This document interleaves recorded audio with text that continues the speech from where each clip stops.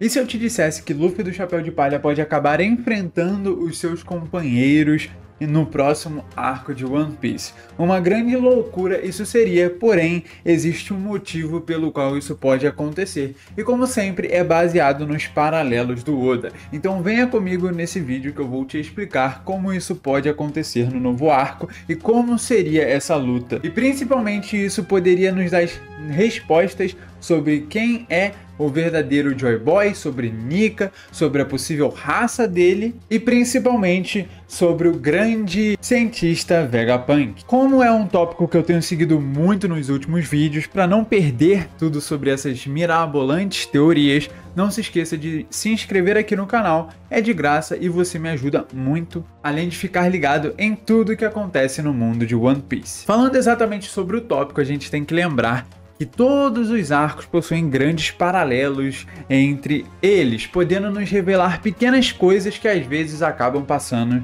despercebidas. E isso a gente vai ver ainda mais agora se aproximando da guerra final. Mas o que exatamente pode nos revelar o que vai acontecer com o Luffy, porque o Vegapunk vai ter a ver com isso? A gente viu que Luffy e os outros se separaram no início desse próximo arco. Então ele está com Bonnie, Chopper e Jinbe. E a gente viu que o outro lado do bando conheceu supostamente o Vegapunk, a Vegapunk, né? Aparecendo com o seu traje, com todas aquelas características e aquelas coisas robóticas em volta, fazendo sua apresentação. Porém, como muitos sabem, eu não acredito que aquele ali seja o verdadeiro Vegapunk, principalmente por ele já ter aparecido como supostamente um homem mais velho de idade que era um participante dos Mads. Então aquele ali seria só um corpo separado, talvez que carregasse a consciência dele, mas não seria ele de fato. Mas então por que Oda fez essa separação justamente com Chopper, Luffy e Jinbe? Tá, aí são pontos um pouco complicados de se tocar, porque a gente teria que pensar exatamente o que cada um deles tem a oferecer para Bonnie e principalmente encontrando o Vegapunk. Eu acredito que eles serão os responsáveis por encontrar o verdadeiro corpo do Vegapunk, enquanto os outros Chapéus de Palha podem acabar lidando um pouco com a questão da Sword e daquele corpo ali do Vegapunk. Levando em conta que aquilo ali tem a presença do Frank e o Frank adora esse tipo de mecanismo. Então um corpo que está mexendo atualmente com esse tipo de coisa para tentar criar novas ferramentas de defesa, por exemplo, ou novas criações baseadas na sua inteligência e nas suas capacidades de criação, então aquele lado ficaria mais com isso. Se eu quiser incrementar um pouco mais porque que existem algumas presenças naquele lado e não no outro, a gente pode dizer, por exemplo, que Nami, Robin e Usopp podem ter uma participação com relação a Vegapunk por já terem ouvido falar naquilo e principalmente por questões das Akumas no Mi imbuídas em objetos. A gente já viu a Nami escrevendo sobre isso anteriormente e isso pode se tornar cada vez mais real, não só para ela com o seu Climatact e também com o Usopp, já que a arma dele não possui nenhuma característica que faça ele se sobrepor aos outros Mugiwaras, e ele precisa voltar a ter os seus tempos de glória. Eu acho que seria um arco perfeito para a gente ter um grande avanço com relação ao Usopp, ao Brook, ao Chopper e principalmente ao Frank. Talvez a revelação das Akumas no Mi venha por esse lado, pois há mais interesse da parte da Nami e da Robin de conhecer esse grande mistério do mundo do que, por exemplo, do Luffy, que vai simplesmente ignorar essa parte e ficar se surpreendendo com aqueles bichos incríveis. Então a gente tem aí dois pontos a serem considerados. Se a gente for levar então em conta o grupo atual do Luffy, a gente tem a Bonnie, que talvez tenha algum conhecimento de quem verdadeiramente é Vegapunk, talvez conheça o seu rosto, coisa que a gente não sabe, pois não sabemos nem se o verdadeiro Vegapunk apareceu.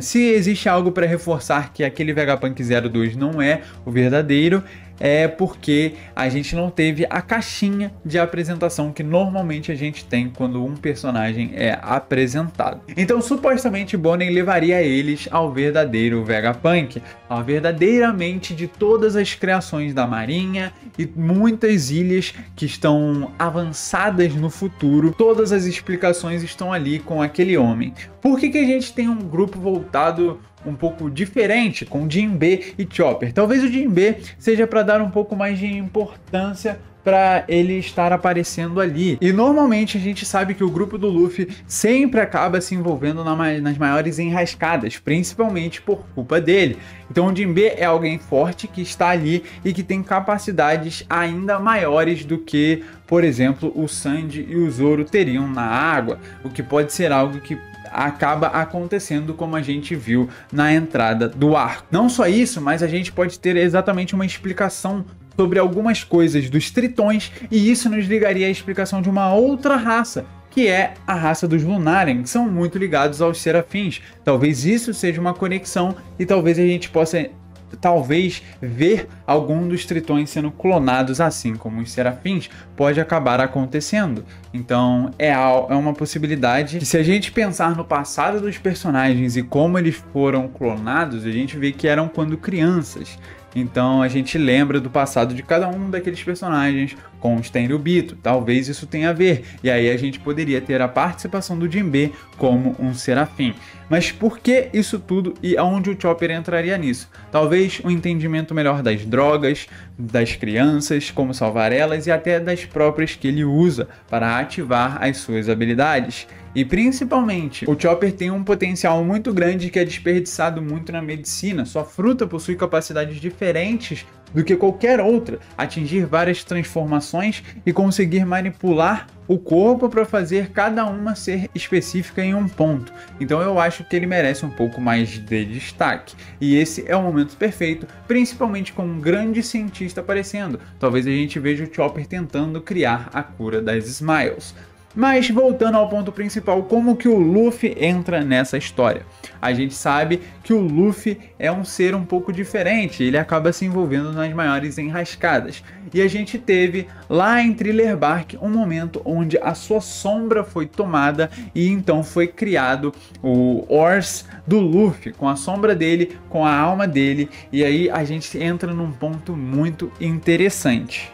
Só que o ponto mais interessante disso tudo é que o Luffy, além dele obviamente ser envolvido nesse tipo de coisa, ele também tem capacidades além do que as outras sombras tinham, como por exemplo, ele tinha as próprias vontades, ele conseguia sobrepor até mesmo a fruta do Moria. E um ponto muito importante é que no início desse arco a gente viu a Vegapunk falando sobre difícil sobrepor as vontades do próprio ser, e os Serafins conseguiam fazer isso. Será então que o Luffy, um suposto Luffy Serafim, conseguiria ultrapassar até mesmo as capacidades de Vegapunk para ser um animal incontrolável? Até porque ele possui uma fruta que basicamente se recusa a ser controlada pelo governo mundial, né? Uma Zoan que é contra isso. Então isso pode dar bastante motivo pelo qual o Luffy lá em Thriller Bark, quando ele virou o War, supostamente,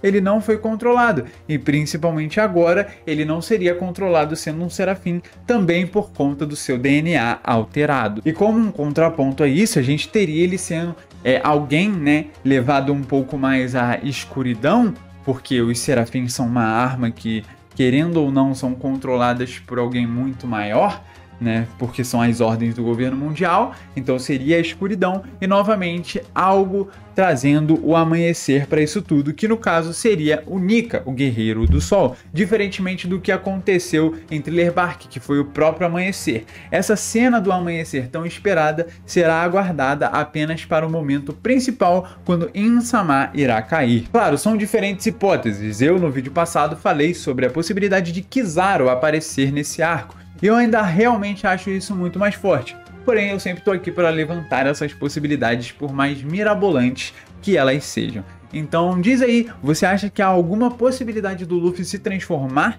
ser transformado ou ser criado um Serafim a partir dele? Deixa aí sua opinião, eu vou ficando por aqui, logo teremos um vídeo falando sobre tudo que vai ser revelado sobre o Vegapunk e um pouco mais sobre esse novo arco, que a gente tem muita coisa para conversar, já que muita coisa vai ser revelada.